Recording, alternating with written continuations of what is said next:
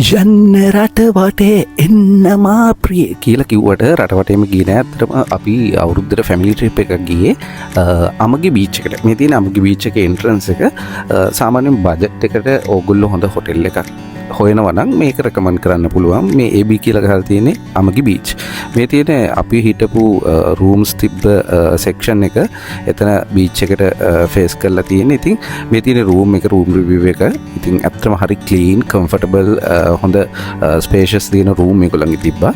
ඒ වගේම පේනවනේ අපේ පැන්චා එයාට නම් හරිම ජොලි මෙට්‍රස් එකේ බවුන්ස් එක එයා සෑහෙන් එන්ජොයි කරලා පේනවනේ නේ. එයාගේ සතුට ඔය සින්දුවක් දාගෙන ඩාන්ස් කරන්නේ. ඉතින් මේ තියෙන ඒගොල්ලන්ගේ පූල් ඒරියා එක බීච් එකට ෆේස් කරලා තියෙන්නේ. ඉතින් හරිම ලස්සනයි. කාම් ඇන්ඩ් ක්විට් එන්වයරන්මන්ට් එකක් තියෙනවා. හැබැයි අපි ගියාට පස්සේ තමයි පොඩ්ඩක් මෙතන කාම් ගතියයි ක්වයිට් ගතියයි නැති උනේ.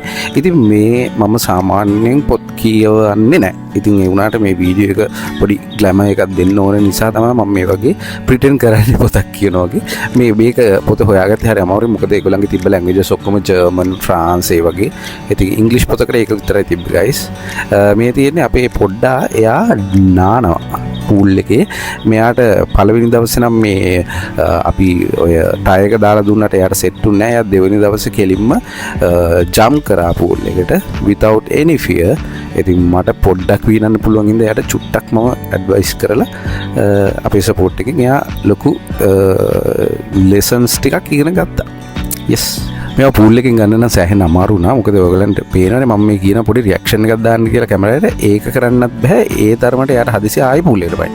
ආයිත් පයින්. ඔය දැක්කනේ එන්නේ වගේ තමයි ආ එන්ජොයි කරේ. මෙයා අන්ඩර් වෝටර් බ්‍රීත් කරන එක පොඩ්ඩක් බ්‍රීත් කරන්න බෑ අතරම. ඒක පොඩ්ඩක් ට්‍රේන් කරලා අම්මටත් එයා උගන්වනවා. පේනවනේ ඔයාලටනේ. ඒ වගේම තමයි කුරුසපල්ලිය තියෙන්නේ මේගොල්ලන්ගේ වෝකින් ඩිස්ටන්ස් එකකින්. අපි එන ගමන් කුරුසපල්ලියට ගිහිල්ලා වැඳ පුදා ගත්තා. එතන නම් බීච් එක හරි හොඳයි. නාන්න උනත් පුළුවන් කියලා කිව්වා. නමුත් අපි හිටපු හොටෙල් එක ළඟ අපිට මේ වගේ රැල්ල පාගන්න විතරයි chance එක හම්බුනේ. බට් ඒකත් හරිම හොඳ එක්ස්පීරියන්ස් එකක්. පාන්දරම මාරම view එකක් එතන තියෙන්නේ.